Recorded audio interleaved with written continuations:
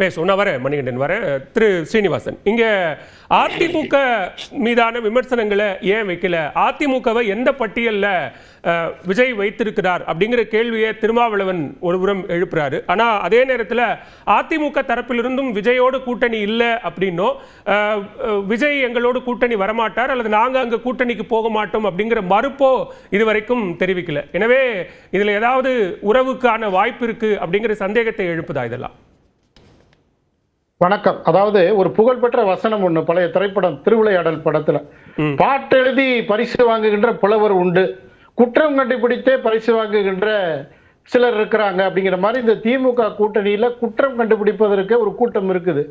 இன்னும் சொல்ல போனீங்கன்னா ஒரு நல்ல சிந்தனை வட்டத்தில் உள்ள ஒரு அருமையான தலைவர் விசிகாவோட தலைவர், அவருக்கு ஒரு சந்தேகம் ஏற்பட்டிருக்கிறது ஒரு ஆச்சரியமா இருக்குது. என்ன காரணம்னா, விசிகா பட்ட சிரமங்கள்ல இந்த கட்சியை கொண்டு போய் அவங்க சேர்த்த அடிப்படை வேறு எவ்வளவோ கஷ்டப்பட்டு இருக்கிறாங்க. இன்றைக்கு ஒரு குறுகிய இன்னும் குறைந்த வயதுதான் தாவேகாவுக்கு விஜய் அவர்களுடைய கட்சி. அந்த கட்சி இன்னைக்கு அந்த கட்சியை பார்த்து இன்னைக்கு விமர்சனம் வைக்கிற அளவுக்கு திமுக ஏன் இப்படி அவங்க அக்கறை எடுத்துக்கிறாங்கன்னு ஒண்ணும் புரியல. அது ஒரு பக்கம் இருக்கட்டும்.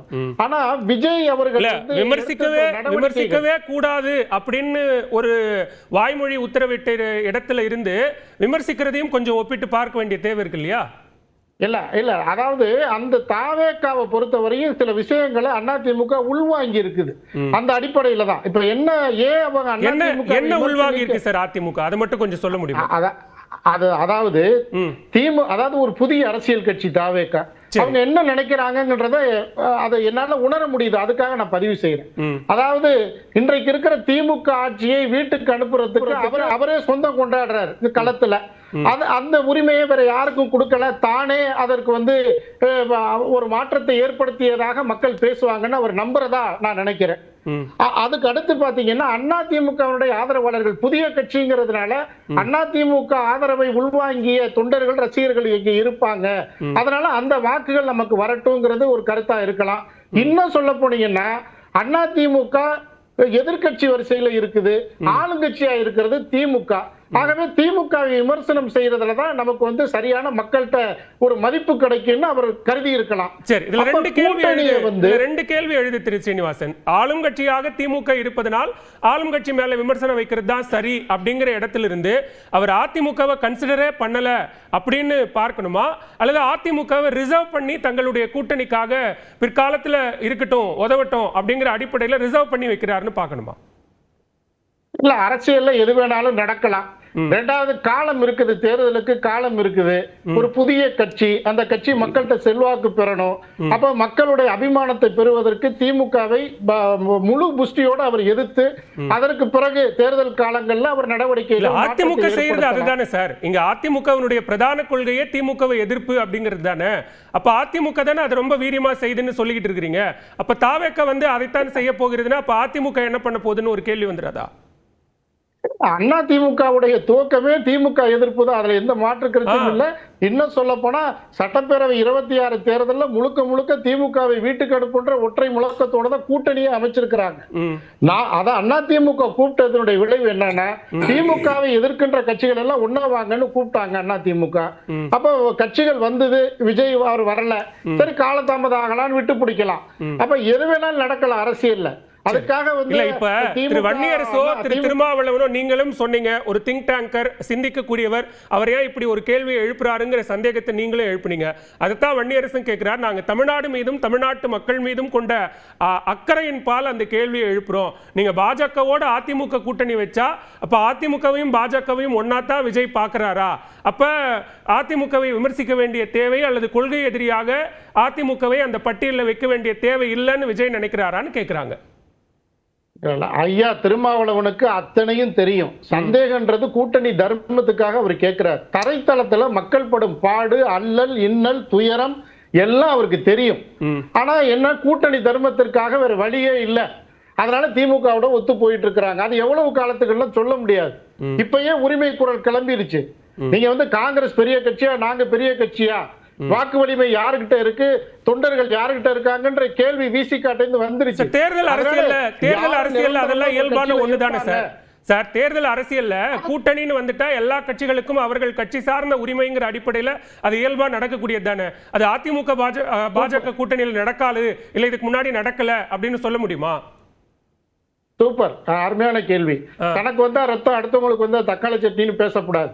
நான் ஒன்னே ஒண்ணு சொல்றேன், விஜய் அதிமுகவுக்கும் அது பொருந்தும் இல்ல? நீங்க சொன்ன ரத்தம் தக்காளி சட்னி அதிமுகவுக்கும் பொருந்தும்ன்ற இல்ல அதிமுக ஒரு இலக்கு, ஒரு நோக்கத்தை நோக்கி இன்றைக்கு கூட்டணி அமைச்சிருக்கிறாங்க. திமுகன்ற ஒரு மக்கள் விரோத ஆட்சி அகற்றுங்கிறதுக்காக கொள்கை கூட்டணி இதெல்லாம் ஒரு ஓரமா வச்சுட்டு ஒரு லட்சியத்தோட இன்றைக்கு பயணம், தேர்தல் பயணம். அப்ப தேர்தல் பயணத்திற்கு திமுகவை எதிர்ப்பதற்கு யார் தயார்னு அறைகூவல் விடுத்தப்ப விஜய் அவர் தன்னை இணைச்சு கலந்த கூட்டணியில அவர் கொள்கை எதிரியா பிஜேபி அடையாளம் காட்டினாரு. அதுக்காக அதிமுக சரி அவர் பாதையில் அவர் போக ரொம்ப சரியான இடத்துக்கு நீங்களே வந்துட்டீங்க திரு சீனிவாசன். திரு பிரியன் தொடக்கத்துல சொன்னதுதான், ஒருவேளை நீங்க சொன்ன மாதிரி இன்னும் தேர்தலுக்கு காலம் இருக்கு, அரசியல்ல என்ன வேலை நடக்கலாம் அப்படிங்கிற அடிப்படையில பாஜக அதிமுக கூட்டணியில பிளவு பாஜக வெளியேறும் பட்சத்தில் விஜய் அதிமுகவோடு இணைவார் அப்படிங்கிற ஒரு பார்வையை பிரியன் வச்சார். நீங்களும் கிட்டத்தட்ட அந்த இடத்தை நோக்கி தான் வரீங்கன்னு நான் புரிஞ்சுக்கிறேன். இல்ல, விஜய் மக்கள் மத்தியில ஒரு செல்வாக்கு மிக்க தலைவரா வர்றாரு, வாக்குகளை அறுவடை செய்யக்கூடிய ஆற்றலை அவர் பெற்றுட்டு இருக்கிறாரு. அதிமுகவும் கூட்டணி கட்சிகளும் இதை உள்நோக்கும். அப்ப எதிரிய பொது எதிரியை வீழ்த்தணும்னா எல்லாரும் ஒன்னா நிப்போன்ற ஏன் அந்த நோக்கத்துக்கு அவர் வரக்கூடாது? நியூஸ் 18 மூலமா நாங்க வைக்கிற கேள்வி அதுதான். இன்றைக்கு எதிரி வாக்குகளை பிரிப்பதின் மூலமாக திமுகவிற்கு ஒரு இடம் வந்துடக்கூடாதுங்கிறதுலதான் ஒரு முக்கியமான கருத்து. சுருக்கமா வன்னியரசு குறுக்கிட விரும்புறாங்க, அவருடைய கருத்து மட்டும் வன்னியரசு சுருக்கமா. இல்ல, எங்க அண்ணன் ஒரு மரியாதைக்குரிய புதுக்கோட்டை சீனிவாசன் அவர்கள் இப்ப பேசும்போதே தெரியும் எவ்வளவு தாவேகா மீது விஜய் அவர்கள் மீது எவ்வளவு சாஃப்ட் கார்னர் இருக்கு அப்படிங்கறத புரிஞ்சுக்கிற வேண்டிய தேவை இருக்கு. அது எல்லாருக்குமே தெரியுது.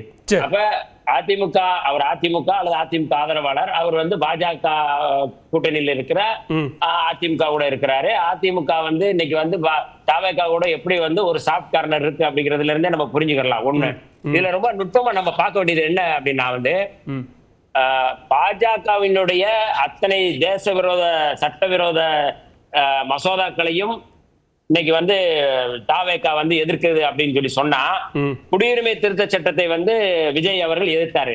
சரி, ஆனால் குடியுரிமை திருத்த சட்டத்தை ஆதரித்தது அதிமுக. அது குறித்து என்ன கேள்வி எழுப்பியிருக்கிறாரு? சரி, ஏன் இப்படி பண்றீங்க அப்படின்னு சொல்லி கேள்வி எழுப்பியிருக்கிறாரா? வக்பு வாரிய திருத்த சட்டத்தை நாடாளுமன்றத்தில் நீங்க எதிர்க்கிறீங்க, ஆனா அந்த சட்டத்தை ஆதரித்து நடைமுறைப்படுத்தணும் சொல்ற பாஜகவோட கூட்டணி வைக்கிறீங்களே அப்படிங்கிற ஒரு கேள்வியை கூட நீங்க விஜய் கேட்க மாட்டாரா? சரி, நான் பதில் வாங்கிக்கிறேன். ராம்கினுடைய முதற்கட்ட கருத்தை வாங்கிட்டு நான் வந்துட்டேன். சீனிவாசன் நான் வரேன், பேசுவோம். ஒரே ஒரு செய்தி நான் வரேன், பேசுவோம். முதற்கட்ட கருத்தை எடுத்துக்கிறேன். ஒரே ஒரு வன்னியரசனுக்கு ஒரே ஒரு செய்தி சொல்லுங்க.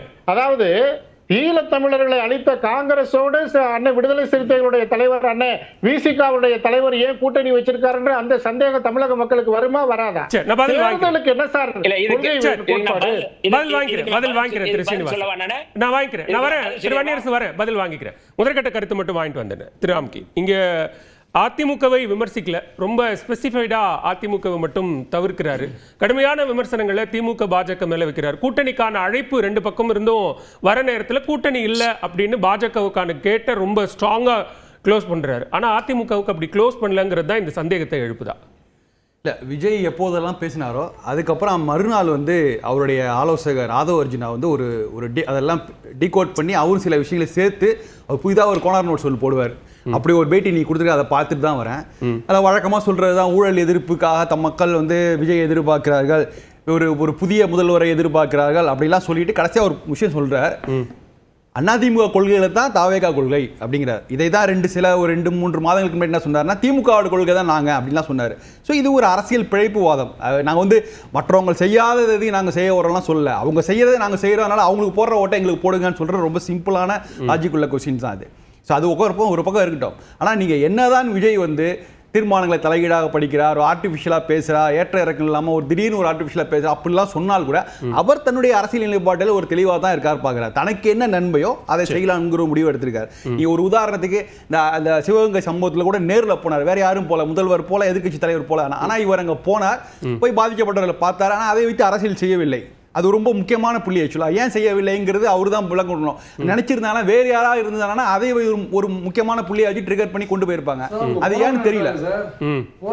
பர்மிஷன் கேட்டிருக்காங்க ஏதோ ஒண்ணு. பட் ஆனா மத்த கட்சிகள் பண்ண இல்லைன்னா அவர் நேத்தி சொல்லிருக்கணும். அது முக்கியமான பிரச்சனை. அதை பரந்தூர் விஷயத்தை விட சிவகங்கை சம்பவங்கிறது ஹாட். அதை நான் பேசல, ஏன் பேசலங்கிறது தெரியல. சோ அதெல்லாம் இருக்கட்டும். ஆனா இன்னைக்கு தடுமாற்றத்தில் இருப்பது விஜய் இல்ல, தடுமாற்றத்தில் இருப்பது திருமாவளவன் தான். நீங்க ஏன் போன மாதம் என்ன சொன்னாரு, அதிமுக மேல என்னங்க பிரச்சனை, பாஜகவுடன் கூட்டணி சேர்ந்ததுதான் பிரச்சனை, அதிமுக ஒரு பிரச்சனையும் கிடையாதுன்னு சொன்னாரு. இப்ப இன்னைக்கு வந்து அதிமுக பத்தி உங்களுடைய ஸ்டாண்ட் என்னன்னு விஜய் கேட்கிறாரு.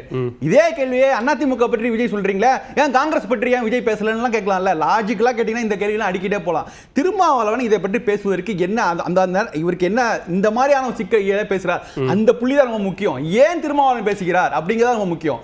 திருமாவளவன் பெரிய குழப்பத்தில் இருக்கார். இன்னைக்கு திமுக கூட்டணி என்ன குழப்பம்னா நீங்க பாக்குறது என்ன குழப்பம், அதான் அவங்க தெளிவுபடுத்துறாங்கல்ல. ஒரு ஸ்டாண்டு தமிழ்நாட்டில் இருக்கக்கூடிய அரசியல் கட்சிகள் ஒரு கூட்டணியில் இருக்கக்கூடிய எதிர் அணியில் இருக்கக்கூடிய ஒரு கூட்டணி கட்சி, ஆளும் கட்சி கூட்டணியில் இருக்கக்கூடிய ஒரு கட்சியினுடைய நிலைப்பாடு. நீங்க திமுகவை விமர்சிக்கிறீங்க, பாஜகவை விமர்சிக்கிறீங்க, ஆண்ட கட்சியான அதிமுக மேல எந்த விமர்சனமும் வைக்க மாட்டேங்கிறீங்க. அது ஏன் அப்படிங்கிற ஒரு கேள்வியை எழுப்பவே கூடாதா? விஜய்க்கு வந்து அவருடைய கொள்கை நிலைப்பாட்டில் ஒரு தடுமாற்றம் இருந்தது நம்ம பேசிட்டு இருந்தோம். அதே ஒரு தடுமாற்றம் தான் திருமாவளவன் இருக்கிறது. விஜய் என்ன சொன்னாரு, முழுக்க கடந்த சில மாதங்களா திமுக எதிர்ப்பை மட்டும்தான் முன்வைத்தார், பாஜக எதிர்ப்பு பத்தி பேசல. இப்ப சமீபத்துல தான் ஒரு பாஜக எதிர்ப்பா ரொம்ப பயங்கரமா பாஜகவை அட்டாக் பண்ணார். கிட்டத்தட்ட இதை